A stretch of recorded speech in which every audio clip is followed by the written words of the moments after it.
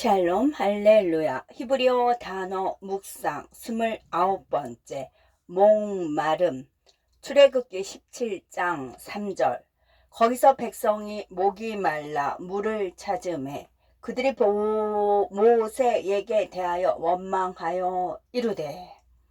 위의 구절은 약속의 땅으로 가기 위해 광야를 건너는 이스라엘 백성의 이야기다. 출애굽기 17장 1절에서 하나님은 이스라엘 자손에게 르비딤의 진을 치라고 명령하셨다. 하나님께서 그들에게 이 지역에 진을 치라고 하신 것은 놀라운 일이다. 르비딤에는 물이 없을 뿐만 아니라 후에 이스라엘 백성을 공격하는 아멜렉 사람들이 사는 곳이기 때문이다. 상식적으로 진을 칠 곳이 아니었다. 그러나 성경은 이스라엘 백성에게 물이 없다고 말하지 않는다는 점에 유의하자 단지 르비딤에 물이 없었다고 말할 뿐이다. 분명히 그들은 물을 가지고 다녔고 어느 곳에서 야영을 하는 이유는 물을 보충하기 위해서일 것이다. 그러나 여기서 하나님은 그들에게 물이 없는 곳에 진을 치라고 지시하셨고 하나님께서 앞으로 나아가도 좋다고 말씀하실 때까지 그곳에 머물러야 했다. 구름 기둥이 움직이면 그들은 움직여야 했다. 그러나 구름은 움직이지 않았다. 그리고 날이 갈수록 가지고 온 물을 서서히 고갈되었다. 출애굽기 17장 3절은 백성이 거기서 목이 마르더라고 말한다. 목마른으로 번역된 히브리어는 YISEMAH로 어근인 TSAMAH에서 유래했다. 나는 유대 문헌에서 현자와 랍비들이 때때로 이 단어를 자연계에 있는 어떤 것 또는 하나님의 숨겨진 지식에 대한 압도적인 열망을 묘사하기 위해 사용한다는 것을 발견했다. 모든 영어 번역은 사람들이 목이 말랐다는 것을 나타낸다. 번역가들은 자동적으로 YISEMH를 과거형으로 해석한다. 어느 성경 번역본은 심지어 그들이 갈증으로 괴로워했다라고 표현한다. 그러나 YISEMAH라는 단어 앞에 있는 작은 YOD 히브리어 알파벳에서 가장 작은 글자로서 마태복음 5장 18절에 회근 이 이야기에 대한 매우 중요한 통찰력을 제공한다.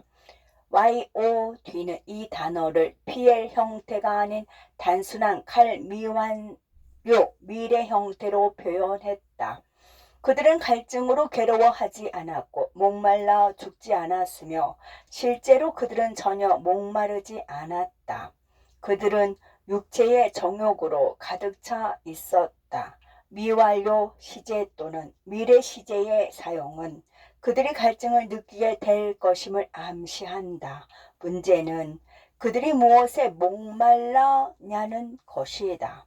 그들은 하루 동안 아마도 다음 날 또는 그 이상 동안 사용하기에 충분한 물을 가지고 있었다.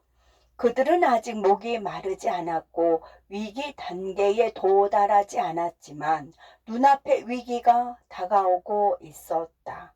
나는 그들이 불평하는 모습을 상상해 본다. 미친 모세 같으니라고 왜 우리를 물도 없는 곳에 장막을 치게 한 거야? 지금 떠나지 않으면 다음 오아시스까지 물이 충분하지 않을 거야. 아마도 모세는 물이 닿을 때까지 우리를 여기에 머물게 할 거야. 우리는 여기서 목말라 죽을 거야. 모세는 물을 걱정하지 않았다. 그도 이스라엘 백성처럼 목마를 수 있었다. 그러나 그는 하나님에 대한 숨겨진 지식의 깊은 영적 목마름이 있었던 반면 백성은 육적 욕망의 만족 같은 것들에 목말라 있었다. 모세는 오로지 하나님께 순종하는 일에만 집중했다. 하나님께서 르비딤의 진을 치라고 하시면 물이 있든 없든 진을 쳤을 것이다. 그러나 백성은 영원한 것이 아니라 땅의 것들에 초점을 맞추었고 두려움 때문에 불평, 불만이 많았다. 당신은 르비딤의 진을 치고 있는가?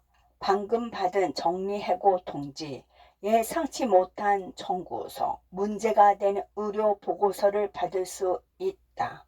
무슨 일이 일어나기 전에 자금이 바닥나거나 건강이 나빠지거나 관계가 무너질 것 같아 초조해하는 이스라엘 백성과 같은가?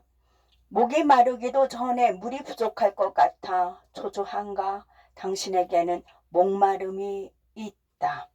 YISEMAH의 의미에서 당신은 목마름, 즉 욕망으로 가득 차 있다.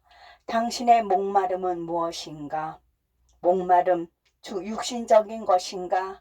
아니면 반대 개념인 당신이 사랑하는 하나님의 숨겨진 비밀을 발견하기 위한 목마름인가? 사랑하는 하나님의 숨겨진 비밀을 발견하기 위한 목마름인가?